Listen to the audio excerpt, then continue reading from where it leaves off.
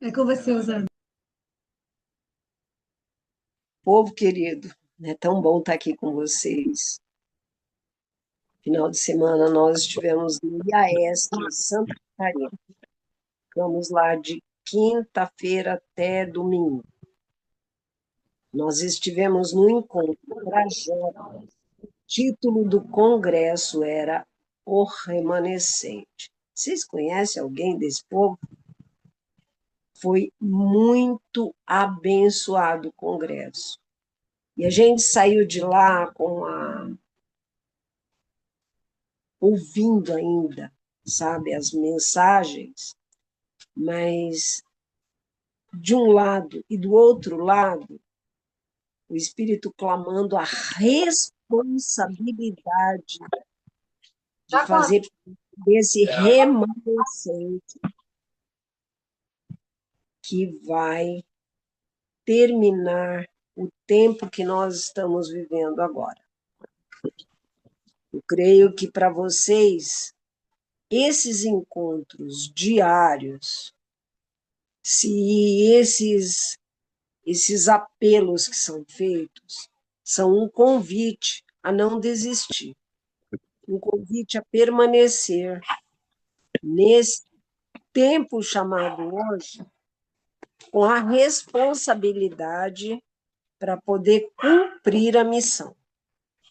E hoje, eu estava lendo algo que me chamou a atenção. Eu estou lendo Desejar de Todas as Nações, e uma coisa que chama muito a atenção.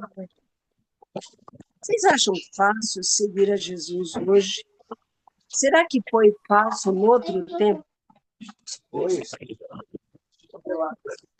É meu neto. Está dando microfonia. É outro neto. Depois eu converso com vocês. Fecha a porta. Depois eu converso. Desculpa, É o áudio gente. da Edna, tá aberto. Fechou agora, fechou.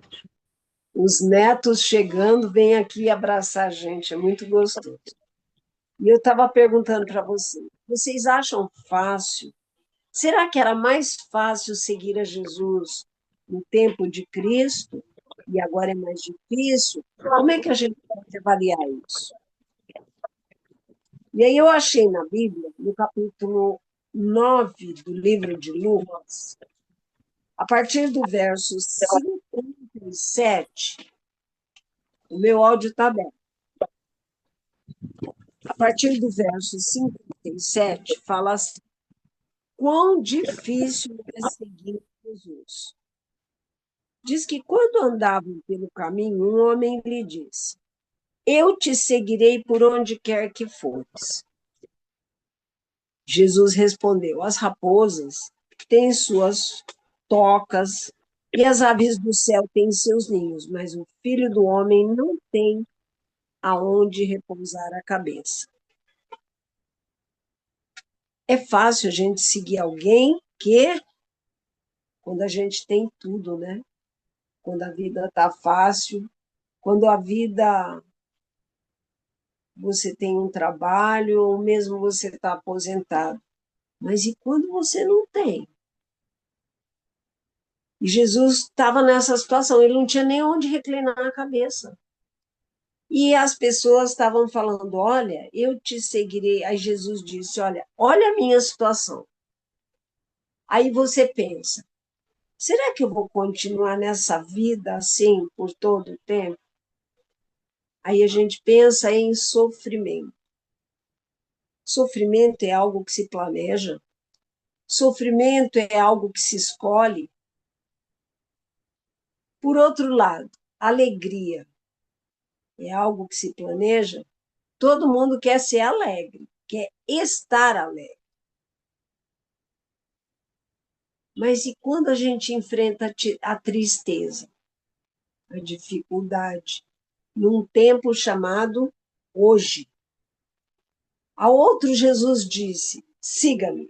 Mas o homem respondeu: Senhor, deixa primeiro eu ir lá sepultar meu pai. Aí Jesus disse: deixa que os mortos sepultem os mortos. O que ele quis dizer com isso? Os mortos sepultar os mortos. Ele estava chamando de vivos de mortos. Sepultar os mortos que um dia estiveram vivos, mas agora não estavam mais. Jesus disse: antes de você fazer isso, vá primeiro falar do reino de Deus. Será que a morte de quem descansou não foi para a honra e glória de Deus? Então isso era para ir proclamar. Ou seja, você tem uma missão. Ainda outro disse assim: vou seguir-te, Senhor, mas deixa-me primeiro voltar e despedir-me da minha família. Jesus respondeu: ninguém que põe a mão no arado e olha para trás é apto para o reino de Deus. Deixa eu só fechar a porta aqui, gente. Pergunto para vocês: ouvindo sobre o remanescente, e ouvindo sobre o tempo que nós estamos vivendo, A Maria dias, Edna está com o microfone aberto. dias muito difíceis nos aguardam. Assim como sepultar um morto, né? Assim como a gente se propõe a seguir a Jesus, mas a gente sonha com um novo céu e uma nova terra. Mas e as dificuldades daqui? Como é que a gente encara essas dificuldades? Como é que a gente se propõe a continuar seguindo Jesus, passando por dificuldades? Como é que deve ser a cabeça do remanescente? Aliás, quem é remanescente? Será que a igreja inteira é remanescente? A igreja é a verdadeira. A doutrina é a certa. Mas dentro da igreja tem um povo separado. Vocês sabiam disso? Que não é a igreja inteira. Vocês sabiam disso? Assim como nas outras denominações também tem um povo separado. Vocês sabiam disso? E esse povo vai se unir no tempo final. E esse tempo está se aproximando com uma rapidez bárbara. Vocês estão percebendo? Quando você se propõe a colocar a mão no arado, você tem que estar disposto a abrir mão de gostos, você tem que abrir mão de caprichos, de eu quero, eu gosto, eu sou, eu posso, eu. E eu achei aqui no Desejado uma citação que me ajudou bastante, eu queria compartilhar com vocês. Escuta aí, só.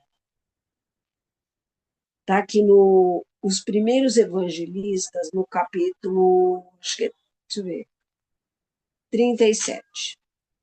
Diz assim: os servos de Cristo não devem agir segundo os naturais ditames do coração. Precisam de íntima comunhão com Deus. Uma delícia estar na sala Emanuel. Uma delícia. Mas se eu contar para vocês que a comida do colégio estava maravilhosa, vocês só vão sentir o sabor se comê-la. Do contrário, vai só ficar salivando. Ai, que delícia! Que delícia! Precisam de íntima comunhão com Deus, a fim de que, sob provocação, o próprio eu não assome e despejem uma torrente de palavras inconvenientes, palavras que não são como orvalho ou como a chuva suave que refrigera as ressequidas plantas. Gente, como é bom ouvir palavras agradáveis. Vocês já repararam? Como é bom. que é melhor? Ouvir ou falar? É difícil, né? Você receber uma torrente, uma enxurrada de palavras duras e você devolver com palavras carinhosas. Você já tentou fazer isso? É como dar um tapa com luvas de pelica. E é isso que Deus espera da gente. Mas não é para fazer para se vingar. É porque você é assim, é a sua essência. Porque você não tem isso, você recebe isso de alguém. Mas você recebe quando? Quando você se alimenta. Do contrário, é um toma lá da cá. Você recebe uma coisa e manda a mão de novo. E depois fica, ai, como me arrependo, como me arrependo. É isto que Satanás quer que façam, pois são esses os seus métodos. É o dragão que está irado. É o espírito de Satanás que se revela em zanga e acusação. Eu espero que todo mundo que está aqui nunca passou por esse momento. Eu já. Mas Deus tem me transformado, sabia? Cada dia. Porque eu era. Toma lá da cá. Mas Deus tem me acalmado. Tem acalmado meus ânimos. Mas os servos de Deus cumprem ser seus representantes. Ele quer que usem apenas a moeda corrente do céu. Que dinheiro é esse? Que banco é esse? Onde é que a gente usa? Que casa da moeda é essa que a gente manda conseguir imprimir essa nota? Fala aí. A verdade que lhe apresenta a imagem e a inscrição. O poder com que tem de vencer o mal é o poder de Cristo. A glória dele, sua força, devem fixar os olhos em sua beleza de caráter. Podem então apresentar o Evangelho com um divino tato e suavidade. E o espírito que se conserva manso em face da provocação dirá mais em favor da verdade do que o fará qualquer argumento, por mais vigoroso que seja. Você viu só as qualidades do remanescente? Eu perguntaria para você, eu estou há 46 anos na igreja. Quando eu ouvi essa história do remanescente, eu fiquei pensando, será que eu faço parte desse povo? É uma negação constante. É todo dia, todo o tempo todo. Você está negando o seu eu. Que coisa complicada. O eu danado, hein? O eu rebelde. Ah, o eu quer primeiro sepultar alguém. Prioridade sou eu. Estou um pouco me lixando com os outros. E quero fazer parte do remanescente. Como é que eu tenho certeza que eu faço parte do remanescente? Deus deixou leis para serem obedecidas e para serem guardadas. E eu falo, amanhã, o ano está encerrando. Ah, eu vou fazer a minha agendinha 1º de janeiro. Para o ano que vem todas as minhas metas serão cumpridas. E as de hoje, você cumpriu? O que você se propôs para hoje? Eu não estou falando no começo de 2025, não. Para hoje. Você cumpriu? Deus não leva em conta o tempo de ignorância. Ele quer que a gente mude. Gente, eu não sei quem é a minha amiga oculta. É alguém muito especial. Também não sei quem é do meu esposo. Nem ele sabe, eu acho.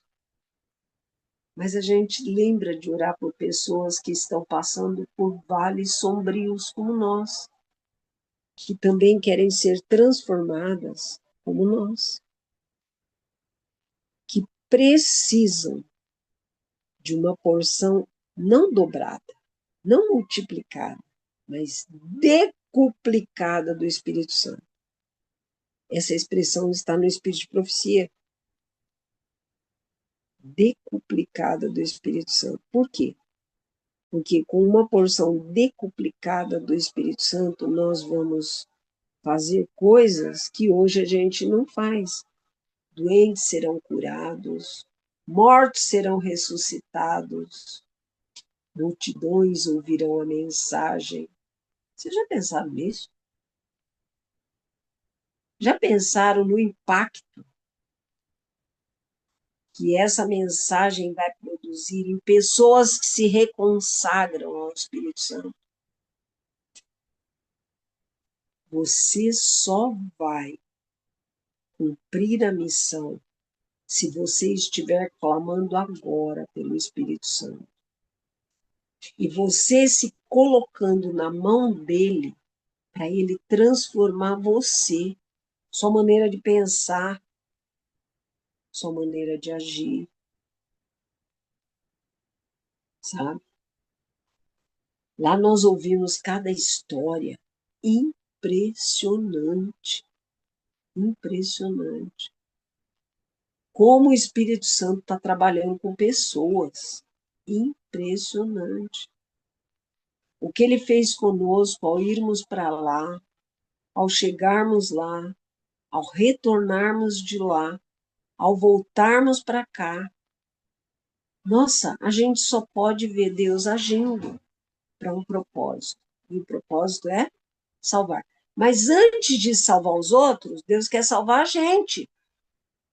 E através da gente, a nossa família, os nossos amigos e aqueles com quem convivemos. Ninguém que põe a mão no arado e olha para trás está apto para cumprir a missão. E aí, você já colocou a mão no arado? Você tem consciência de que você está vivendo nos últimos momentos da história desse mundo? Que muito em breve a porta da graça vai se fechar? Que o clamor pelo Espírito Santo, você tem permitido que o Espírito Santo trabalhe não só em você ou por você, mas principalmente através de você? O ano está encerrando. O que nos aguarda 26? Eu lembrei ontem, eu estava me lembrando, gente, no final do ano passado, o pastor João estava aqui.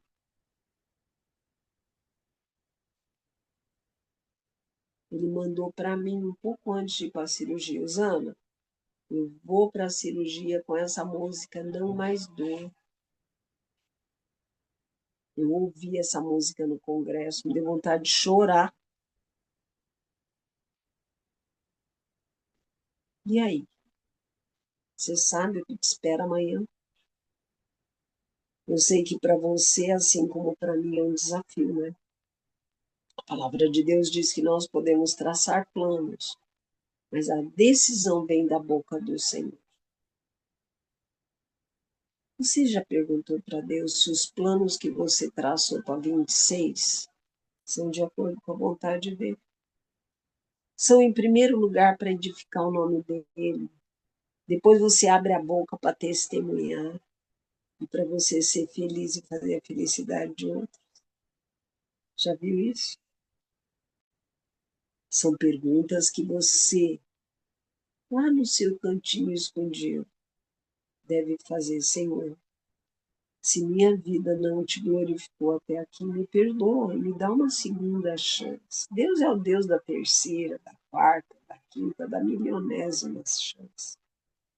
Mas enquanto há vida, há esperança. O ano está encerrando.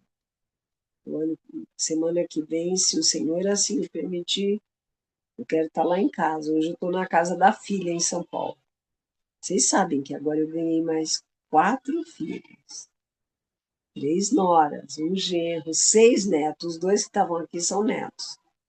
Além dos 2 que eu tenho, mais a nora, mais o genro e mais a neta. A família aumentou. Mas que presente que foi essa família. E aí?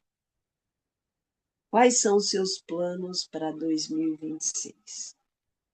Você já colocou eles no altar de Deus? E o seu amigo, a sua amiga de oração? Será que essa pessoa também não deve estar passando por fazendo grandes projetos para 2026? Deus diz assim: vocês não recebem o que vocês pedem mal. Pedem para seus próprios deleites. Quem tem falta de sabedoria, peça a Deus, que a todos dá liberalmente, não joga na cara. E aí? Você está pedindo? Seja feita a tua vontade, assim na terra como no céu. Eu acho que agora é um momento propício para a gente conversar com Deus sobre o assunto, né? Pedimos o Espírito Santo, fazemos jejum de tantas coisas, mas quem sabe no fundo do nosso coraçãozinho ainda há, sabe, um preguinho que está pendurado lá, que a gente não quer abrir mão. Ah, só por hoje, né? Vamos falar com Deus.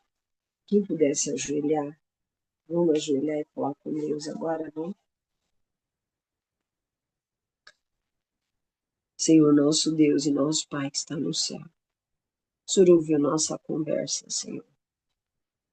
É bom a gente seguir alguém sabendo para onde vai, conhecendo a pessoa pessoalmente, sentindo que há estabilidade. Mas quando olhamos para Jesus, Senhor, que deixou o céu para vir morar aqui nessa terra, que vai carregar por toda a eternidade a aparência humana, tem poder para